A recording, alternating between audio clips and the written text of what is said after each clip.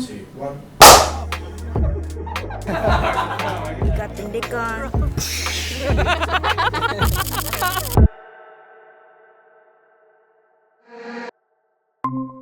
There he is. Yo. Yo. Yo. Talk to me about the song. It was when it was a demo, it was something that me and Sango were figuring out what the hook could be, because I knew I wanted 1-300 on this one, but I just wanted to like write a hook for them to like react to. That's where the chorus, comes in, where we say things are hard to say. I think that has like a lot of meaning for us, and I mean like myself, but also 1-300, but also all the creatives involved on this, being Asian Australian, touching on that like intergenerational gap of expression. And how can we write that in a song as our way of dealing with that issue? And what I mean by that is like, I know our parents love us, but we just can't talk to them sometimes. We obviously heard that he was releasing an album, and part of that release of the album was to work with like creatives all across Australia, all across the world, to kind of develop, I guess, his creative. A lot of this story is somewhat inspired by an Ada's story, an Ada's family.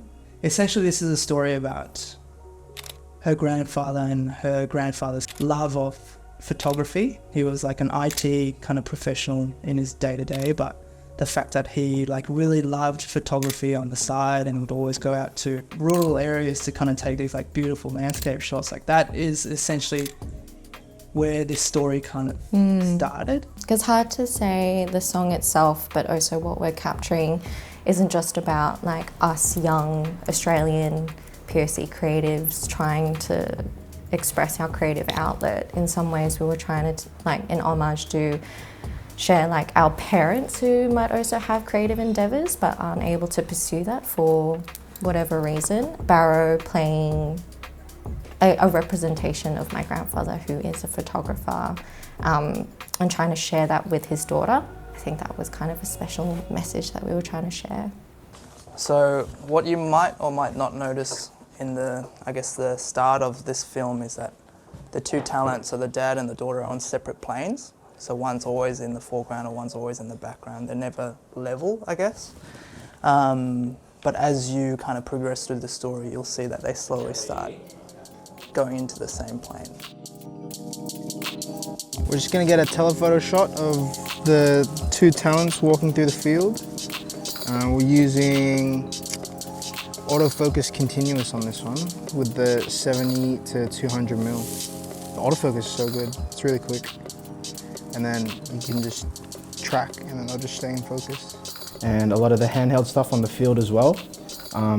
Normally when I work with Callum, I'll have him pulling focus manually, but with the Nikon's subject tracking, I could just hold it handheld and it would stay in focus. Some of the settings within the camera allow the focus to slowly come in and out, so it looks a bit more authentic.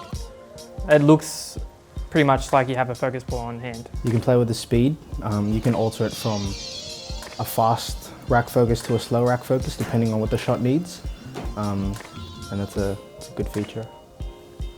All the scenes with her on the bed, we use eye detecting, and it picked it up pretty quick. Shooting at, I think, 1.2, 1.8, something pretty wide, where normally with a lot of movement you would dip in and out of focus. Like, we really didn't have to do much to get what we wanted out of it. It was pretty much play and go.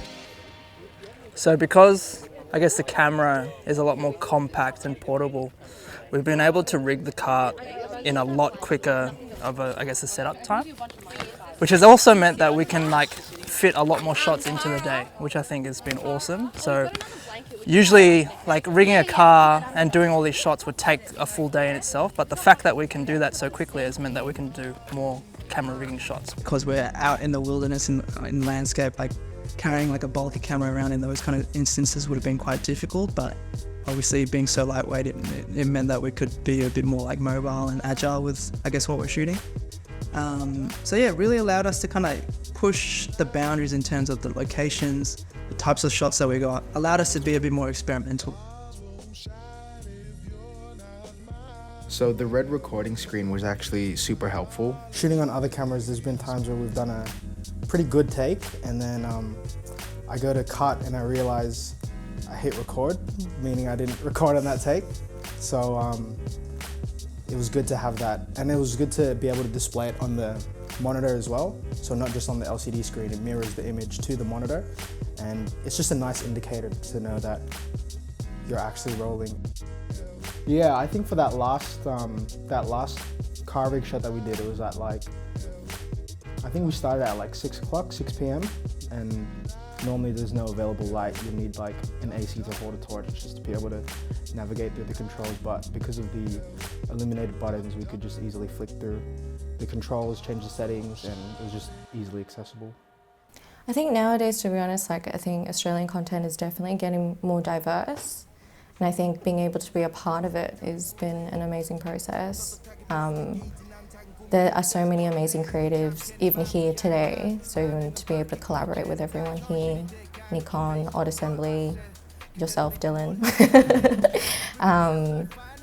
Yeah, so to kind of be in the forefront of making that change and seeing more people like myself on camera or behind the camera has just been really great.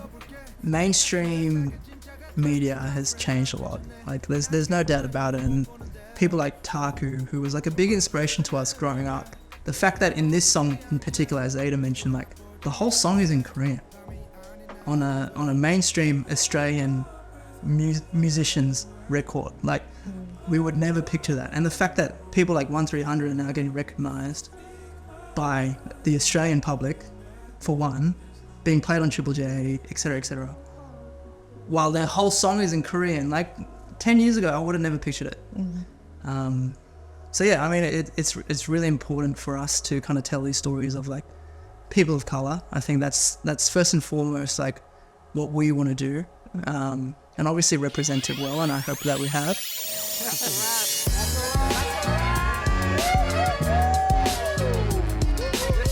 So you guys can see here. We have, Hey!